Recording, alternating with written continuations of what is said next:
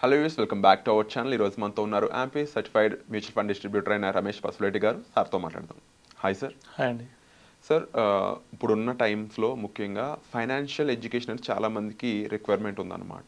ఎందుకు అంటే ఒక 1 crore పెట్టి ఇల్లు కొనే సిచ్యువేషన్ని ఎవరు ఫైనాన్షియల్గా అచీవ్ చేయొచ్చు అనేది ఇంకా ఎవరికి అర్థం కావట్లేదు. ఎందుకంటే ఫైనాన్షియల్ ఎడ్యుకేషన్ అనేది మనకి డిగ్రీస్లో కానీ లేకపోతే ఇంటర్లో కానీ స్కూలింగ్లో కానీ ప్రొవైడ్ చేయడం లేదు. బట్ ఇదే ఫారెన్లో చూసుకున్నట్లయితే అబ్రాడ్లో many of the countries provide చేసే ఎడ్యుకేషన్లో ఫైనాన్షియల్ ఎడ్యుకేషన్ అనేది స్కూలింగ్ నుంచి మొదలవుతుంది. అంటే మీ ఫైనాన్షియల్ని ఎలా ప్లాన్ చేసుకోవాలి, నిజంగా మీరు ఒక కార్ కొనాలంటే మీరు ఎలా ప్లాన్ చేసుకోవాలి అనేది. సో అలాంటివి మీ ద్వారా జనాలకు అందిద్దాం అనుకుంటున్నాము. ఇప్పుడున్న టైమ్స్లో హైదరాబాద్లో ఒక ఇల్లు కొనాలంటే మినిమం 1 crore అవుతుంది. అలాంటిది ఎలా ప్లాన్ చేసుకోవాలి ఫైనాన్షియల్గా మనం? డెఫినెట్లీ అండి, చాలా మంచి క్వశ్చను. సో ఫైనాన్షియల్ ఎడ్యుకేషన్ అనేది చాలా ఇంపార్టెంట్. ఎందుకంటే ఈ మిస్టేక్స్, ఇది తెలియకపోతే మిస్టేక్స్ చేస్తే దీంట్లో ఇది చాలా పెద్ద మూల్యం చెల్లించాల్సి వచ్చింది లాంగ్ టర్మ్లో.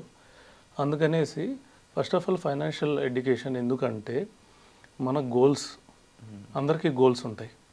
కొంతమందికి లాంగ్ టర్మ్ గోల్ ఉంటుంది, కొంతమందికి వెరీ లాంగ్ టర్మ్ గోలు, కొంతమంది మీడియం టర్మ్ గోల్ ఉంటుంది. ఇప్పుడు మనకి ఇక్కడ ఉన్న గోల్ ఏంటంటే హౌస్ తీసుకోవడం. హౌస్ ఒక 1 crore పెట్టి కొనడం అనేది మన గోల్. దీనికి ఎలా రీచ్ అవ్వాలంటే ఫైనాన్షియల్ ప్లానింగ్లో ఒక కాన్సెప్ట్ ఉందండి, 3D కాన్సెప్ట్ అని ఉంది. ఓకే. 3D అంటే మెయిన్ వచ్చి డ్రీమ్ మనకి ఇక్కడ డ్రీమ్ హౌస్ తీసుకోవాలంటే ఇమీడియట్గా తీసుకోవాలా, లేకపోతే ఇందులో ఇంకొక 3 స్టెప్స్ ఉన్నాయి. Delay, discount, delete. ఓకే. ఈ 3 కాన్సెప్ట్ ద్వారా మనం ఫైనాన్షియల్ ప్లానింగ్ ద్వారా గోల్ రీచ్ కావచ్చు. అంటే కొద్దిగా ఫస్ట్ స్టెప్ వచ్చి డిలే, అంటే ఇప్పుడే తీసుకోవద్దు. ఇప్పుడు సపోజ్ మనం 1 crore హౌస్ తీసుకోవాలనుకుంటే హైదరాబాద్లో మనం ఇమీడియట్గా 20 lakhs పే చేయాలి down payment. 20 lakhs down payment చేస్తేనే మిగతా 80 lakhs లోన్ ద్వారా వస్తుంది.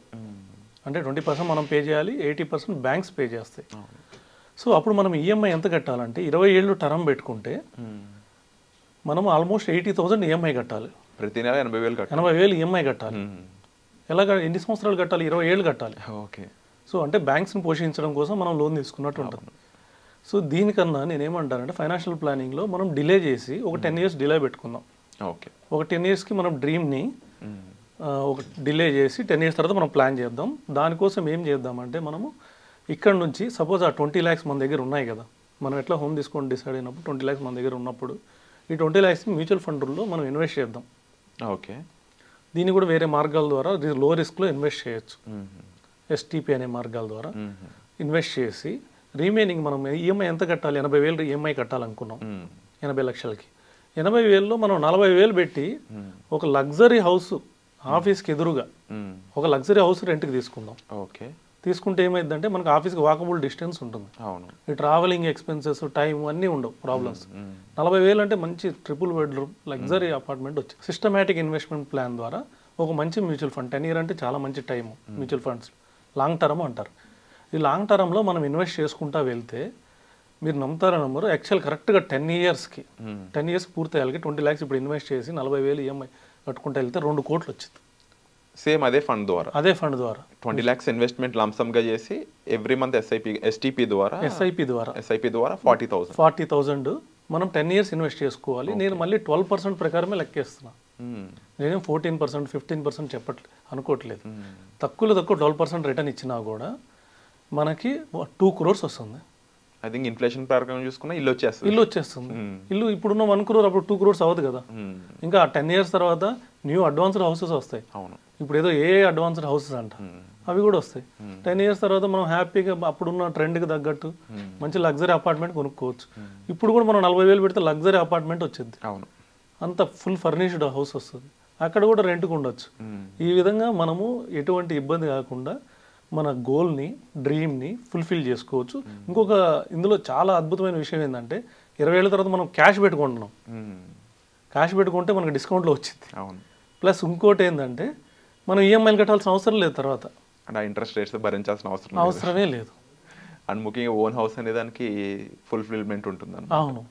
అండ్ డెఫినెట్లీ ఈ విషయాలు తెలియక బ్యాంక్స్కి ఇంట్రెస్ట్ రేట్లకి ఇబ్బంది పడుతూ మళ్ళీ వాటిని సేల్ చేసుకునే సిచ్యువేషన్కి వచ్చేస్తున్నారు అవును బికాస్ ఆ ఫైనాన్షియల్ డిసిప్లిన్ లేకపోవడం కారణంగా. అవును అండ్ డిఫరెంట్ పీపుల్ ఇప్పుడు చూస్తున్న ఆడియన్స్లో కూడా అందరూ ఒకే టైప్ ఫైనాన్షియల్ స్టేట్లో ఉండరు.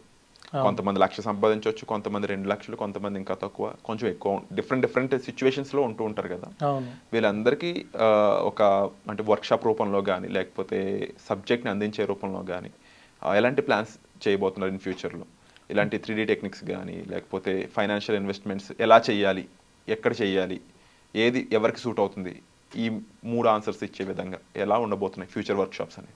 డెఫినెట్గా అండి. ఒక 25 సంవత్సరాల పర్సన్ కాడ నుంచి 100 ఏళ్ల పర్సన్ వరకు, లేకపోతే ఇప్పుడే జాబ్ జాయిన్ అయిన పర్సన్ కాడ నుంచి 100 ఏళ్ల పర్సన్ వరకు, ఒక 20,000 శాలరీ వచ్చే దగ్గర నుంచి ఎంతైనా ఇన్కమ్ సంపాదించే వాళ్ళ వరకు వాళ్ళకి తగ్గట్టు వాళ్ళకి సరిపోయే టైలర్ మేడ్ అద్భుతమైన ప్లాన్స్ ఉన్నాయి.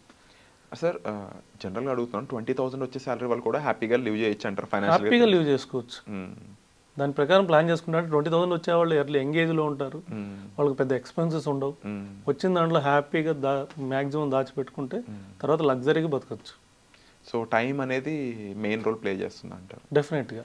అండ్ వచ్చే ఎపిసోడ్లో కూడా sir time with compounding rules ఏవైతే ఉన్నాయో, ముఖ్యంగా మ్యూచువల్ ఫండ్స్ ఎక్కువ అప్లై చేస్తూ ఉంటాయి కాంపౌండింగ్ రూల్స్ అనేవి, వాటిని కూడా డిస్కస్ చేద్దాము తప్పకుండా.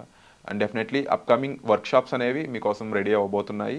ఫైనాన్షియల్గా మీరు ఎలా ఎడ్యుకేట్ అవ్వాలి, ఇన్వెస్ట్మెంట్స్ ఎక్కడ చేయాలి, సేవింగ్స్ ఉన్నాయి వాటిని ఏ విధంగా మీరు ఎక్కడెక్కడ ఎక్స్పెన్సెస్ కింద చూపించుకోవాలి, ట్యాక్సేషన్ అయి ఉండొచ్చు, డిఫరెంట్ రూల్స్ అండ్ రెగ్యులేషన్కి సంబంధించిన వర్క్షాప్ అనేది మీకు త్వరలో అందజేయబోతున్నాం. సో వచ్చే ఎపిసోడ్లో మళ్ళీ కలుద్దాం. Thank you so much sir. Welcome.